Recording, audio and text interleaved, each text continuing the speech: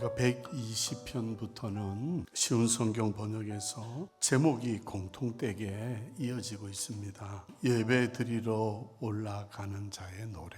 어떤 예배자이어야 하느냐. 그렇게 예배를 위해 올라가는 예배자에게 주시는 계시의 말씀이 120편부터 이어지고 있다고 하는 사실이죠. 그리고 오늘 127편부터 130편까지 말씀을 보시는데, 그 중에 우리가 127편 대필자가 솔로몬으로 되어 있는데, 세우는 자의 수고 헛되고 파수꾼의 깨어있음이 헛되고 일찍 일어나고 늦게 눕고 수고의 떡을 먹음이 헛되다. 그래서 여기에 대한 확대 해석이라고도 할 수 있겠죠. 솔로몬이 대필자가 된 전도서의 주제는 헛되고 헛되며 헛되고 헛되니 모든 것이 헛되도다. 이 헛됨에 관한 단락을 통한 예증을 들고 있어요. 그때 공통된 것은 해 아래의 상대적이고 세상적인 지혜, 해 아래의 쾌락, 해 아래의 어떤 재물. 그런데 그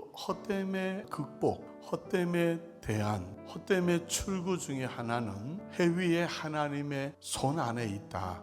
헛됨의 극복, 두 번째 대안은 말씀을 듣는 겁니다. 여호와께서 그의 사랑하시는 자에게는 잠을 주신다. 자식들은 기업이요 선물이고 열매는 상급. 이 주시는 것이 가득한 자는 원수 앞에 있다 하더라도 복된 사람이 되는 거예요. 기브온 산당에서 일천 번제를 드릴 때 하나님께서 솔로몬에게 내가 너에게 무엇을 줄까? 그러면 어떤 정체성을 가지고 어떤 모습으로 무엇을 위하여 이 성전에 올라와야 하느냐라. 그래서 이 대필자 솔로몬이 주신 것을 이야기하는 거예요. 솔로몬이 대필한 아가서도 마찬가지잖아요. 그 술람 여인이 다시 찾은 남편, 이 남편을 이제 긴 머리로 잃어버리지 않게 꼭 붙들어 맸다고 하는 사실이에요. 그러면 예배자는 어떤 정체성을 가지고 성전에 올라오라고 하는 계시겠습니까?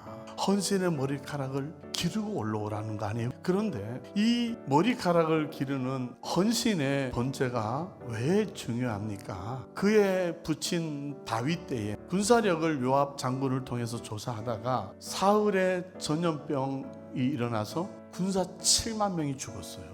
그럴 때 그에 붙인 다윗이 오르난의 타작마당에서 화목제와 더불어 번제를 드릴 때 하나님께서 천사에게 그 칼을 칼집에 꽂으라. 헌신의 머리카락을 기르라. 이게 올라와야 될 예배자의 모습이라고 하는 127편의 내용입니다. 128편이죠. 여호와께서 시온에서 너에게 복을 주실지어다. 예루살렘이에요. 성전은 복의 발원지가 된다는 거죠. 출바벨론이 1차 귀환만 하더라도 70년 세월이 지나갔고 1차 귀환 이후에 2차 귀환 78년이 또 지나갔습니다. 그리고 또 14년이 지나간다고요. 거기에서 지금 왕의 술 맡은 관원장인데 지금 불타서 울고 있는 상황에 모든 것을 포기하고 돌아오겠냔 말이죠. 그런데 그렇게 포로가 되었던 이들이 느끼는 것이 시온은 복의 발원지였다. 성전이 바로 복의 발원지였다. 성전이 무너지니까 이들이 포로가 됐고, 성전이 무너지니까 나라가 멸망한 것이고, 성전이 무너진 것이 그발 강가에서 그들이 슬픈 노래를 부를 수밖에 없는 이유예요. 그의 백성이 하나님의 사신들을 비웃고 그의 말씀을 멸시했다. 예배를 드리러 올라오는 자들, 예배와 성전을, 임재를 세우는 자로 올라오라는 128편의 말씀이죠.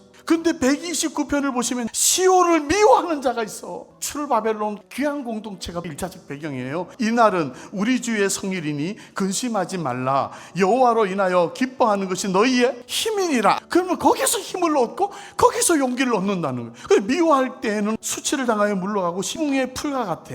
이게 미워하는 자의 운명이에요. 그래서 이런 것은 베는 자의 손, 묶는 자의 품에 차지 않아. 그래서 지나가는 자도 여호와의 복이 너에게 있을지어다 이런 일이 없다는 거예요. 우리가 여호와 이름으로 너에게 축복한다 하지 않는 거예요. 이게 그의 끝이라는 이야기입니다. 예배를 드리러 올라가는 자가 어떻게 성전을 미워하면서 올라올 수 있냔 말이에요. 울어보니까 너무 성전이 귀한 거예요. 예배자가 시온을 어떻게 미워하는 예배자가 될 수 있느냐라고 하는 거죠. 예배자는 130편에 나 곧 내 영혼은 여호와를 기다리며 나는 주의 말씀을 뭐하는도다. 예배자는 말씀 바라기가 돼야 된다는 거예요. 파수꾼이 아침을 기다림보다 또 내 영혼이 주를 더 기다리나니 참으로 파수꾼이 아침을 기다림보다 더하다. 이 말씀을 멸시하다가 성전이 파괴되고 나라가 멸망하고 슬픈 노래를 불러보고 종이 되었을 때 여복하면 성경에 역대기가 있겠습니까? 이걸 회상하는 거 아니에요. 느헤미야 8장 수문 앞 광장 학사 에스라에게 율법책 가져오기를 청했습니다. 포로돼가지고 160년 동안 말씀 못 들어보면 이렇게 청한다니까요. 그래서 새벽부터 저녁까지 한 점심 먹을 때까지 말이에요. 모든 백성이 막 일어났고 손을 들어서 아멘도 2번 했어. 말씀을 듣고 다 우는 일이 벌어졌어. 말씀을 듣고 허물을 자복해요. 자수하는 일이 벌어졌어. 그러면서 아브라함 때부터 회상하는 거예요.